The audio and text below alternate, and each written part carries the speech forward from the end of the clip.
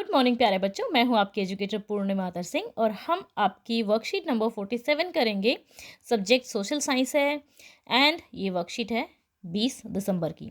तो बच्चा, टर्म 2 की तैयारी यहाँ से हमारी स्टार्ट हो रही है। आपकी वर्कशीट आना स्टार्ट हो गई है।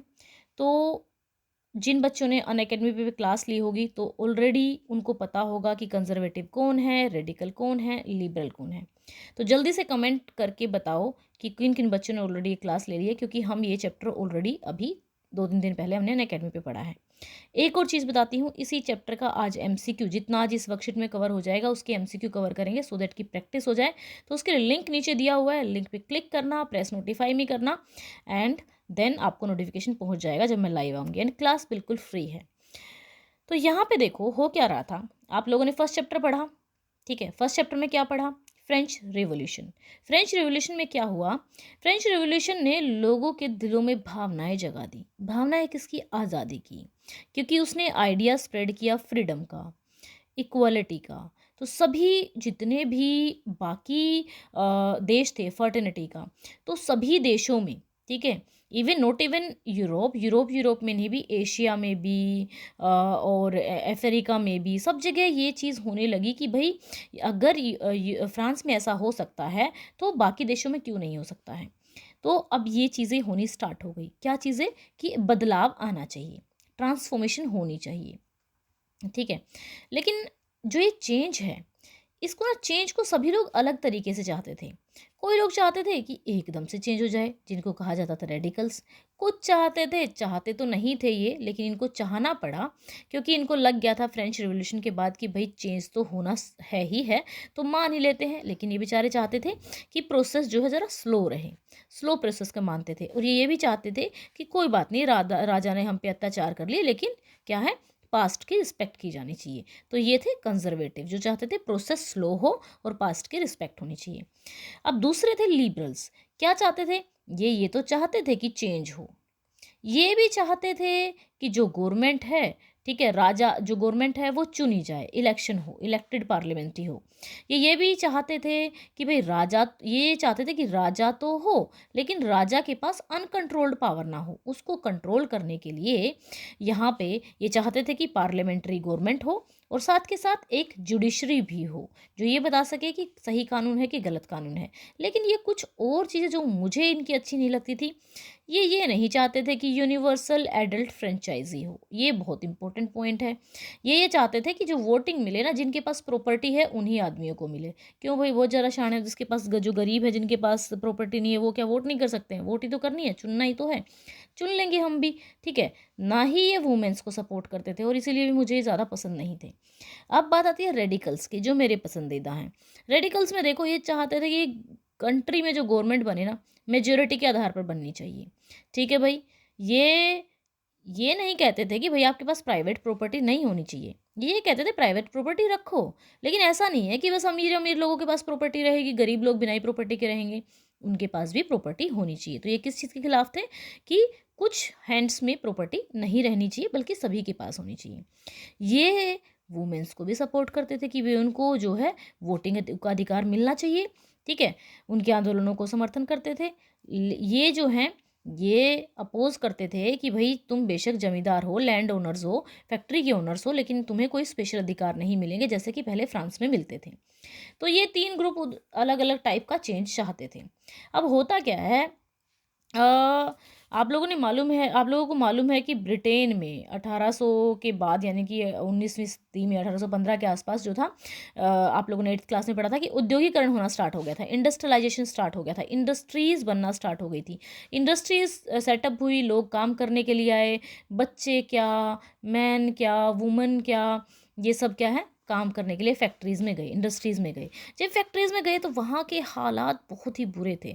बेचारों को 15-15 घंटे काम करना पड़ता था। सोच के देखो, 15 घंटे एक बंदा कंपनी में है, 1-2 घंटा तो उसको आने में भी लग जाता होगा। चलो फिर उन्होंने क्या किया, वो कंपनीज़ के आसपास में ही सेटअप हो गए। चलो 15 ही घंटे काम करके आए हैं, 8 घंटे सोना भी तो होगा, चलो ठीक है भाई 6 घंटे सो लिए। तो क्या बिल्कुल ही बेचारे घर वालों से बात ही नहीं करेंगे क्या? तो जीना हराम कर रखा था इन लोगों ने। तो जो ये रेडिकल्स थे और जो लिबरल्स थे, ये बेचारे अभी भी ट्रेड से थोड़े से अमीर बने बने थे, ठीक है ना। तो इनको ये लग रहा था कि भाई सबको अधिकार मिलना चाहिए, मजदूरों को भी इक्वलिटी होनी चाहिए और उनको बिल्कुल इसी तरीके से पीसा नहीं जाना चाहिए, ठीक है। तो इन्होंने सोचा कि चेंज लेके आते हैं। अब वो चेंज किस फॉर्म में लाया जाए, तो इन्होंने सोचा कि कुछ ऐसा सिस्टम लेकर आते हैं। ये प्रॉब्लम किस वजह से हो रही है, ये प्रॉब्लम इसलिए हो रही है कि कुछ ही लोगों के पास प्रॉपर्टी है। तो हम क्या करते हैं ना, प्रॉपर्टी, प्राइवेट प्रॉपर्टी को ख़त्म कर देते हैं और प्रॉपर्टी सारी की सारी गवर्नमेंट को दे देते हैं, ठीक है। गवर्नमेंट का अधिकार होगा प्रॉपर्टी पे और गवर्नमेंट का अधिकार होगा तो गवर्नमेंट अच्छे से सेफ गार्ड कर लेगी कि हाँ भाई सभी लोग काम कर रहे हैं अच्छे से। तो यहाँ से स्टार्ट होता है सोशलिज्म। इसके बीच में आपकी वर्कशीट में इन्होंने एक पैराग्राफ छोड़ दिया है आपकी एनसीईआरटी का कि किस तरीके से सोशलिज्म आता है यूरोप में थोड़ा सा, ठीक है। तो यहाँ पे देखिए अब मीनिंग ऑफ सोशलिज्म क्या है। सोशलिज्म कहता है कि प्राइवेट प्रॉपर्टी किसी के पास नहीं होनी चाहिए। अगर सोच के देखो हमारे इंडिया में अगर सोशलिज्म आ जाए, ठीक है, तो आपके पास आपका घर नहीं होगा, आपका घर गवर्नमेंट का हो जाएगा। अभी तो आपका घर आपका है ना, आप किसी भी टाइम बेच सकते हो, गवर्नमेंट से तो परमिशन लेने की ज़रूरत नहीं है ना।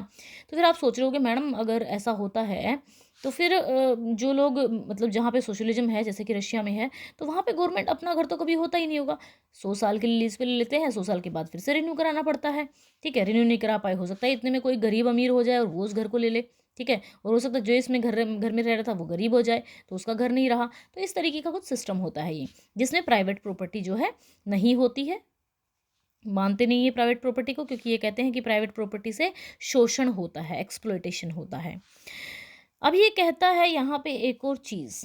अच्छा बच्चों, इसका हम ना लाइव क्लास लेंगे। अभी तो मतलब धीरे धीरे स्टेप बाय स्टेप हम बढ़ रहे हैं, अनअकैडमी पे भी एमसीक्यू कर रहे हैं ताकि आपका चैप्टर एक वन शॉट वीडियो रहेगी हमारी जिसमें हम पूरा चैप्टर कवर करेंगे।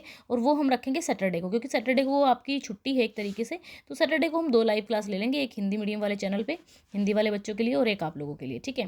तो अब यहाँ पर क्या होता है, according to socialism production and distribution should be in the hand of society. अब यहाँ पे सोशलिज्म जो है डील करता है कि भाई with the rights of duties of citizen and state. कहता है कि अगर जो सिटीजन हैं अगर उनको कुछ राइट्स मिल रहे हैं तो उनकी कुछ ड्यूटी भी बनेगी, ठीक है। तो चलिए यहाँ पे आप समझ में आ गया होगा सोशलिज्म क्या होता है। चलिए इसके क्वेश्चन आंसर करते हैं और अच्छे से समझ में आ जाएगा। सिंपल सा क्वेश्चन है, what do you understand by the socialism. Socialism से आप क्या समझते हैं, ठीक है। सोशलिज्म एक पॉलिटिकल, सोशल और इकोनॉमिक फिलोसफी है जो कहती है कि based on the social ownership of means of production. बच्चा मीन्स ऑफ प्रोडक्शन पढ़े थे ना आपने। मीन्स ऑफ प्रोडक्शन कौन से होते हैं, किसी भी बंदे को फैक्ट्री सेटअप करने के लिए क्या करना पड़ेगा, लैंड है, लेबर है एंड एंटरप्राइज है, ह्यूमन कैपिटल है, ठीक है ना। ये सब चीज़ें आप लोगों ने पढ़ी थी। तो उन्हीं मीन्स ऑफ प्रोडक्शन का इन्होंने 4 चीज़ों को मीन्स ऑफ प्रोडक्शन सीधा लिख दिया है, ठीक है। पालमपुर में पढ़े थे ना means of production. And what are the thoughts of socialism on wealth and means of production. अच्छा बच्चों, अनअकैडमी पे आज इसका जितना हमारा कवर होगा ना उसके एमसीक्यू कवर करेंगे सो दैट कि ये टॉपिक अच्छे से कवर हो जाए हमारा। तो इसके लिए लिंक नीचे डिस्क्रिप्शन में दिया हुआ है, लिंक को क्लिक करना एंड देन नोटिफाई मी पे प्रेस कर देना। जैसे ही 8 बजे मैं रात को लाइव आऊँगी तो आपके पास नोटिफिकेशन चला जाएगा। दूसरी चीज़ कि जो ये क्लास है फ्री है कि नहीं, ये क्लास बिल्कुल फ्री है। जितनी भी क्लासेस मैं अनअकैडमी पे लेती हूँ वो बिल्कुल फ्री होती है। तो मेरी क्लास आप, एक कोड है मेरा पूर्णिमा 10, ठीक है, वो लगा के आप देख सकते हैं। चलिए next question, what are the thoughts of socialism on wealth and means of production. It opposes the private property rights. हमें पता है वो कहता है कि थॉट्स क्या है सोशलिज्म की, वेल्थ पे और मीन्स ऑफ प्रोडक्शन पे। वेल्थ को ये कहता है कि होनी ही नहीं चाहिए, मीन्स ऑफ प्रोडक्शन को कहता है किसके कंट्रोल में होनी चाहिए, गवर्नमेंट के कंट्रोल में। बस 2 ही स्टेटमेंट लिखनी थी। It opposes the private property rights. According to the socialism production and distribution should be in the hands of society और the state governments. What were the ideals of conservatives. Conservatives के ideals क्या थे। तो अब conservative by the 19th century दो they accepted that change is inevitable. बेशक उन्होंने ये एक्सेप्ट कर लिया था कि चेंज जो है वो तो आना ही आना है, बट प्रॉब्लम ये थी